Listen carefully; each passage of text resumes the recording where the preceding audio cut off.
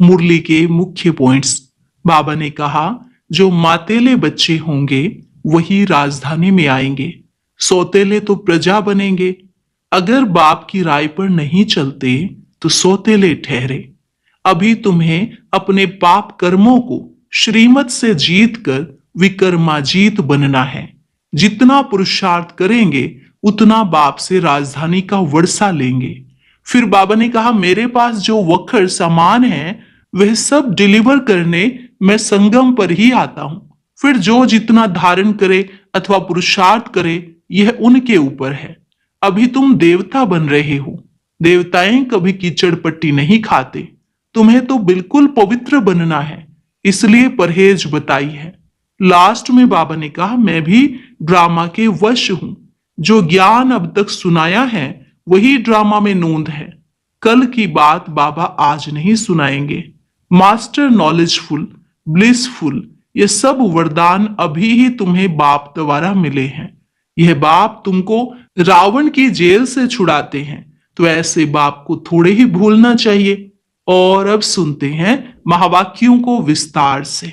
मुरली का सार। मीठे बच्चे, बाप के पास जो वखर सामान है उसका पूरा ही अंत तुम्हें मिला है। तुम उसे धारण करो और कराओ। प्रश्न, त्रिकालदर्शी बाप ड्रामा के आदि मध्य अंत को जानते हुए भी कल की बात आज नहीं बताते हैं, क्यों? उत्तर, बाबा कहते, बच्चे अगर मैं पहले से ही बता दूं तो ड्रामा का मजा ही निकल जाए। यह लॉ नहीं कहता। सब कुछ जानते हुए मैं भी ड्रामा के वश हूं, पहले सुना नहीं सकता। इसलिए क्या होगा तुम उसकी चिंता छोड़ दो। गीत, मरना तेरी गली में, जीना तेरी गली में। ओम शांति। यह है पारलौकिक आत्माओं का बाप। आत्माओं से ही बात करते हैं। उनको बच्चे बच्चे कहने की प्रैक्टिस हो जाती है। भल शरीर बच्ची का है, परंतु आत्माएं तो सब बच्चे ही हैं। हर आत्मा वारिस है, अर्थात वर्षा लेने की हकदार है। बाप आकर कहते हैं, बच्चों तुम हरेक को वर्षा लेने का हक है।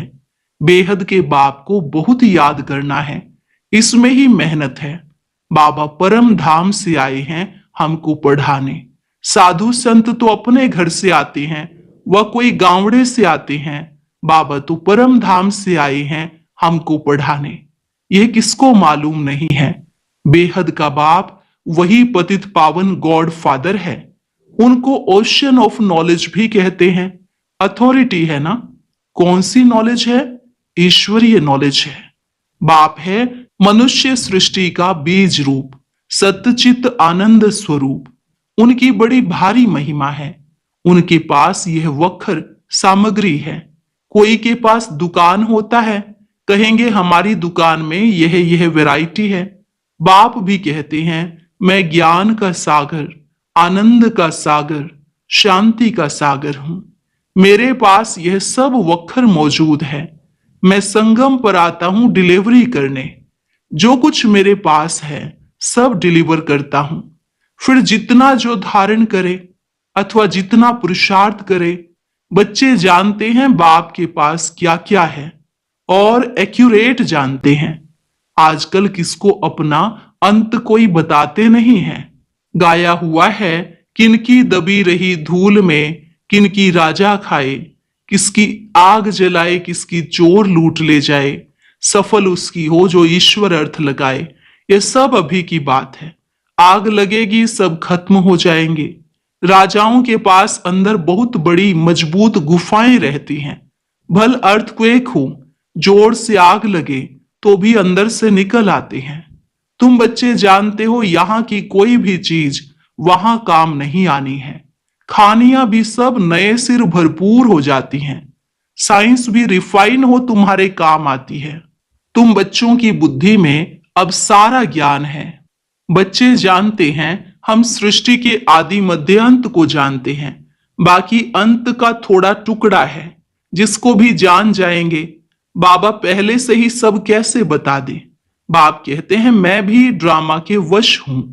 जो ज्ञान अब तक मिला है वही ड्रामा में नूंद है।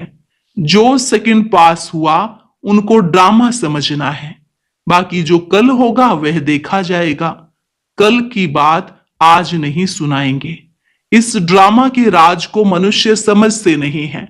कल्प की आयु ही कितनी लंबी चौड़ी लगा दी है। इस ड्रामा को समझने की भी हिम्मत चाहिए। अम्मा मरे तो भी हलवा खाना। पहले दोनों नहीं थे। सतयुग में परमात्मा को नहीं जानते, आत्मा को जानते हैं कि हम आत्मा ये पुराना शरीर छोड़ फिर नया जाकर शरीर लेंगी। पहले मालूम पड़ जाता है अब पुराना शरीर छोड़ नया लेना है। बच्चा होता है तो भी पहले से साक्षात्कार हो जाता है। योग बल से तुम सारे विश्व के मालिक बन जाते हो, तो क्या योग बल से बच्चे नहीं हो सकते? योग बल से कोई भी चीज को तुम पावन बना सकते हो, परंतु तुम याद भूल जाते हो। कोई को अभ्यास पड़ जाता है। बहुत सन्यासी लोग भी होते हैं जिनको भोजन का कदर रहता है, तो उस समय बहुत मंत्र पढ़कर फिर खाते हैं। तुमको भी परहेज तो बताई है, कुछ भी मांस मदिरा नहीं खाना है। तुम देवता बनते हो ना, देवताएं कभी कीचड़ पट्टी नहीं खाते, तो ऐसा पवित्र बनना है। बाप कहते हैं मेरे द्वारा तुम मुझे जानने से सब कुछ जान जाएंगे, फिर जानने का कुछ रहेगा नहीं। सतयुग में फिर पढ़ाई भी और होती है। इस मृत्यु लोक की पढ़ाई का अब अंत है। मृत्यु लोक की सारी कारोबार खत्म हो, फिर अमर लोक की शुरू होगी। इतना बच्चों को नशा चढ़ना चाहिए। अमर लोक के मालिक थे। तुम बच्चों को अतीन्द्रिय सुख, परम सुख में रहना चाहिए। परम पिता परमात्मा के हम बच्चे हैं अथवा स्टूडेंट हैं। परम पिता परमात्मा हमको अब घर ले जाएंगे। इनको ही परमानंद कहा जाता है। सतयुग में यह बातें होती नहीं, यह तुम अभी सुनते हो। इस समय ईश्वरीय फैमिली के हो। अभी का ही गायन है, अतीन्द्रिय सुख गोप गोपियों से पूछो। परम धाम का रहने वाला बाबा आकर हमारा बाप टीचर गुरु बनते हैं। तीनों ही सर्वेंट ठहरे, कोई अभिमान नहीं रखते। कहते हैं हम तुम्हारी सेवा कर तुमको सब कुछ दे, निर्वाण धाम में बैठ जाएंगे। तो सर्वेंट हुआ ना। वाइसराय आदि हमेशा सही करते हैं तो ओबीडेंट सर्वेंट लिखते हैं। बाबा भी निराकार निरहंकारी है, कैसे बैठ पढ़ाते हैं। इतनी ऊंच पढ़ाई और कोई पढ़ा न सके, इतनी पॉइंट्स कोई दे न सके। मनुष्य तो जान नहीं सकते, इनको कोई गुरु ने नहीं सिखाया। गुरु होता तो बहुतों का होता, एक का होता है क्या? यह बाप ही पतितों को पावन बनाते हैं। आदि सनातन देवी देवता धर्म की स्थापना कर रहे हैं। बाबा कहते हैं मैं कल्प कल्प कल्प के संगम युगे आता हूँ। कहते हैं ना बाबा हम कल्प पहले भी मिले थे। बाप ही आकर पतितों को पावन बनाएंगे। 21 जन्मों के लिए तुम बच्चों को पावन बनाता हूँ, तो ये सब धारणा करनी चाहिए। फिर बताना चाहिए बाबा ने क्या समझाया। बाप से हम भविष्य 21 जन्मों का वर्षा लेते हैं।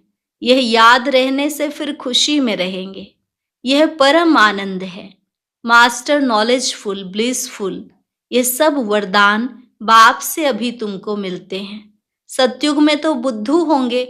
इन लक्ष्मी नारायण को तो कुछ भी नॉलेज नहीं। इन्हों को होती तो परंपरा से चली आती।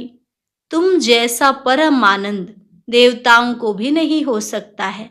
अच्छा, मीठे मीठे सिकिलधे बच्चों प्रति माता पिता बाप दादा का याद प्यार और गुड मॉर्निंग।